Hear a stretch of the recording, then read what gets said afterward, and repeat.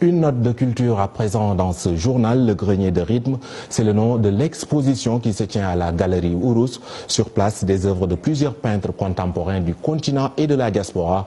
Objectif, mettre en exergue la valeur du patrimoine africain en matière d'art. L'occasion est également saisie pour rendre hommage à plusieurs talents sénégalais disparus, notamment Mor Faye ou encore Jo Wakam. Aïssatou Paye. C'est mon objectif, mon rêve de disposer de ces belles preuves pour montrer nos racines. Et la sculpture que je veux construire à Gorée est un symbole de l'esclavage.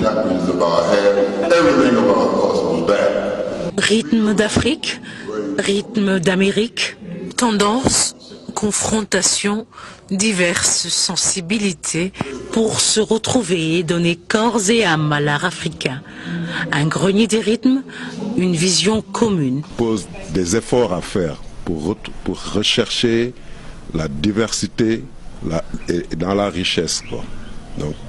Et c'est ce que je propose de voir ici, que voilà, l'Afrique c'est un grenier de rythme et visuel aussi.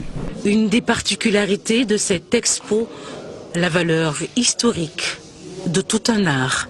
Même, il y a eu des initiatives au siècle passé et qui rendent pertinente la proposition actuelle de faire la distinction entre l'existence d'un art moderne au Sénégal créé au siècle passé et l'art contemporain. C'est très important de faire cette distinction.